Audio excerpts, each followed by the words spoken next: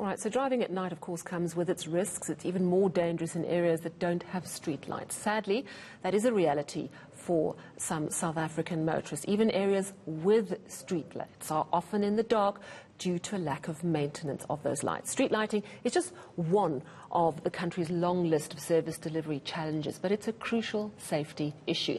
And our team of reporters has been moving around different cities to give us a sense of some of the street light challenges. Reporter Heidi Jarkos is in Johannesburg, senior reporter Dessen Thathia is in Durban, and Mobile Madlala is in Mbombela in Mpumalanga. Thanks to all of you. You know, it's such a crucial issue. Heidi, I know you've been around Johannesburg, you've been on a very busy road heading to Lanseria Airport. What have you found regarding the streetlights? I must be honest, Sally, it was quite shocking what we have seen from very early this morning, moving into the city centre, where we saw an informal settlement, or rather a hijacked building, connecting to street lights. They are eagerly connecting the electricity from the street light. We then moved over into Alexander Township, where we saw vandalism and theft of not only the cables, but also the light bulbs that we understand city officials indicating that this is then taken and used in other areas within the township. What's also quite surprising is the fact that on the way to Lanseria Airport, which is an extremely busy road moving to the northwest and of course to that airport, there have been, I actually counted, over 80 light poles that have been damaged. They have been completely cut and they are just laying there, which of course has a huge impact on the lighting on that road. It's a very dark area, as one can imagine, and the lights are just not there. But we do understand that the MMC says they try by all means to sort out the street lights issue. If it's not vandalism, it's theft. And just to give you some perspective, one of those light poles, it's about 10,000 to 15,000 to repair one of them. And just in one of the streets in Alexander, it was about 50 of them, so that's over 1 million to repair. They repaired it the one day, 2 days later, all of them were damaged. So it's a huge problem for the city, and they are saying they are trying to work on the ground to sort this out, but lots is against them. Let's listen to the MMC of Infrastructure, Environmental Services and Infrastructure. Street lighting is an essential service. We want to have each and every street to have street lighting. It reduces crime. It makes people safe. But we have challenges. As City Power, we spend almost 230 million to repair all vandalized street lights and replacing all faulty globes. We spend almost 135 million on new street lights, or where areas they don't have street light, we go and install. We are challenged by people who are vandalizing. They're stealing the cable. Where we are now, they've dug up the cable. They either use the cable to do illegal connections or they sell it to the scrapyard. In other instances, they even cut the pole to get the cable if the cable is overhead. So we have serious challenges. But as a city, we are going out on a request for information for detection on vandalism, especially on cables and the poles. I mean, Heidi, I didn't realize it was such a nightmare that it costs between 10 and 15,000 to replace one of these street light poles when they get stripped by vandals or by criminals who are obviously just accessing the electricity. Have you spoken to officials about some of the solutions? I mean, what about, for example, solar-powered street lights? Could that solve the problem? Well, that was one of the first things I actually asked City Power, to say you are going to keep having the same issues. Either the lights aren't switched off and they burn bright throughout the day when they're actually not needed, or you have light bulbs that are not repaired, or you have cable theft or illegal connections, which is a huge issue for the city. But we understand that City Power is engaging with a number of companies, private companies, to see whether or not they can rather have a solar system for these street lights. But of course, it's going to be a very expensive project to roll out. But also what's the big issue here, Sally, is the fact that there's something called a photocell. It's basically a sensor that's on each street light, and this detects when it's daytime or nighttime, and it seems as though that is also being stolen, and this is why you are seeing some street lights burning throughout the day and not switching off when it's daytime, and that goes for about 400 to 500 rand just for that photocell. So they are dealing with a number of issues, but hopefully hopefully the city will try and implement alternative ways to get that energy and that electricity through the streetlights to avoid the vandalism, the theft, and of course the illegal connections. Let's listen to City Power on that.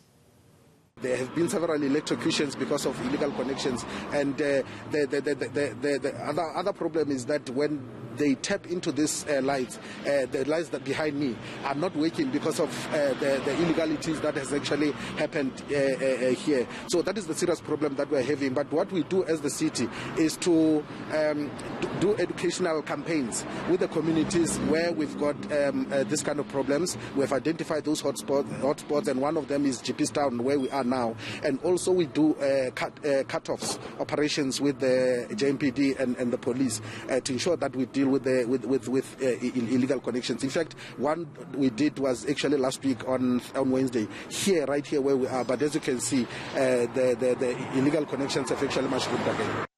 Wow, so that's a real problem for Joburg streetlights. Dessen, heading to you in Durban, do you have the same problem as we do in Joburg? I think those frustrations are across the country, Sal. But what I can say is that at least where I am here, I have the help of the streetlights that are illuminating me. Unfortunately, lots of residents in the city can't share that tale, and that I've seen for myself. Many of them have contacted me saying that they are having problems with the lighting in the area. They have emailed the municipality, but they haven't, in some cases, received the desired results. Those streetlights have not been repaired. But it seems like there's a lot more to this, Sal. It's more than just these electric devices that we are seeing. It's also linked to social ills. It's linked to drugs and to crime and to poverty and all sorts of other things which are relating to streetlights not working. So I unpacked some of those issues with the head of electricity at the eThekwini municipality, Mr. Maxwell Mthembu, and I just want to jump straight into that. Let's listen into some of that interview that I had with him a little while ago. We do fix the street light. Turnaround time takes between 3 to 7 days. So after that, you might find that we've come to fix the lights, but immediately we leave that same day, the lights are off. And the customers who complain don't even see the difference that the lights were switched on, because other people who are running their own private business at night are being disturbed by the lights being on at night. So what I mean is that there is another problem which is drug related in South Africa, particularly in Durban. So whenever we switch off or on this light during the day and we leave, and then at night they go off, it's because someone does not run our lights on. Now the unfortunate part is that the customers who complain don't see the difference. So what is that costing the municipality? I'm talking about the theft we've seen. We've seen poles that are chopped and lying on the side of the road, the cable theft. Now, I know that you say that you are working to fix all of this, but surely it's costing us a lot of money. Yeah, surely you must know that that kind of theft talking about is not done by the municipality. There's no way that we can come and put the poles and come back and cut them off. So that means in a particular community, the person who cut the poles mostly are the people who live in that area, who are doing that kind of business to cut the poles and steal the wires and sell them. So, but it's costing us, to answer your question directly, it's costing us millions and millions of rands. In one particular month, actually, we've gone up to 66 million per month to fix all the stolen properties. For example, last week, we fixed one road, the long road in Phoenix. We spent more than $1 million to fix that road. 2 days later, it was all taken out. So what's the solution then? Because surely you can't be playing this game of cat and mouse for all of this time, because while there are those that are selling drugs, for example, those that are stealing, there are also those residents that are diligently paying their rates and they want a service. So what is the next step to ensure that you get away from this situation of putting it up today and it gets taken down tomorrow? We've got a serious social illness that is prevailing in our communities. I don't think the government alone will be able to solve the problem. I don't think the engineers alone are going to be able to solve the problem. We need help from the communities. We need help from the faith-based communities, pastors, priests, you name it.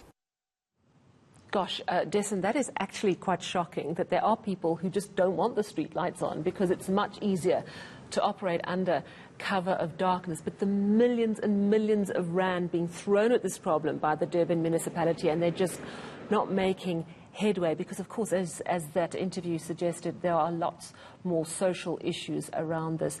So, Nqobile, I want to bring you in here. You're now in Mbombela and Mpumalanga. You've been looking at a specific stretch of road.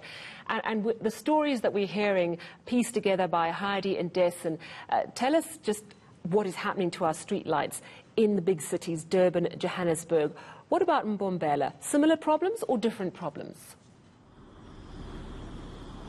Well, Sally, where I am, actually, the people here, or the residents here, want the lights to go on, but there isn't any in this stretch of road.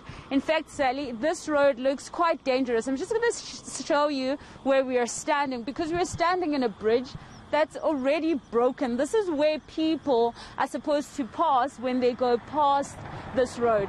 The road itself looks like it's deteriorating, and already the people share the road with the trucks that pass here, with the taxis that pass here, and the road itself is not in a good condition. We spoke to some of the people in the area, and they were telling us about potholes. As you can see there, Sally, that's the road. They were talking about potholes. They were talking about issues that they have highlighted, having spoken to the municipality. A lot of them even saying that they have asked numerous times for the municipality to do something about this infrastructure. They're saying that they've even gone as far now as to come together and even put money together to try and assist, because it seems like the municipality is not delivering. Now, we spoke to some of the schools as well, who told us that it's so bad that they are at a point where the teachers need to come out and help the kids cross the roads, because there's no stop signs, there's no crossing areas, there's just a road with no paving, no lights, nothing. And so they sort of have to make use of that. And since they have spoken to the municipality for so long, they're saying that they've really reached a point where they've kind of given up, and this is now taking money from other people who run areas like lodges from their pockets, because people don't feel safe here. If you have a car that bursts, a tire that bursts here, you can't see, and you're also in danger because the next car could potentially bump to you. But let's listen in to some of the residents. Just over this blind rise, there was a car broken in the middle of the road there.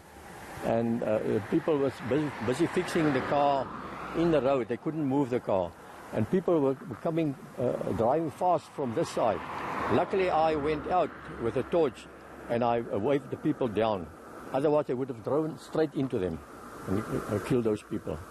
Yeah, you see, this is the thing. When you don't have street lights, it's quite clear how dangerous it can be, as you're explaining to us, Nqobile. But of course, as we've heard from Dessen and Heidi, when there are street lights, they tend to get vandalized.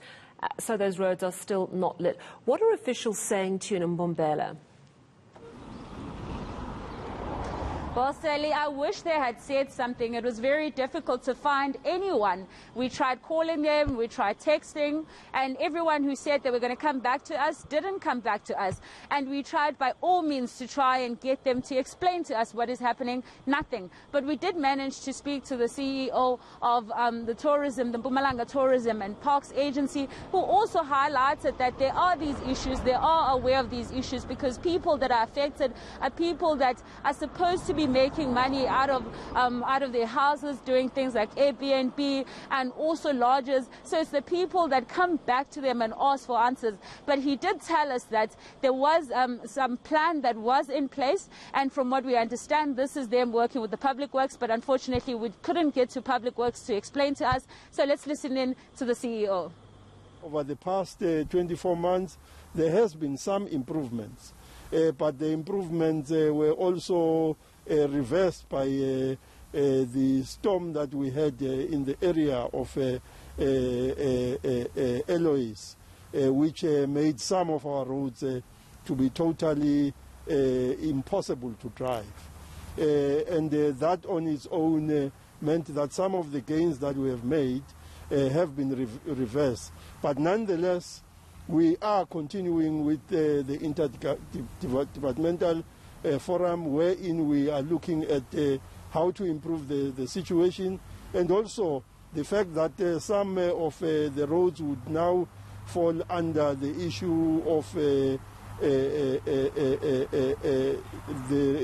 Eloise rebuilding because the province has been declared a disaster area.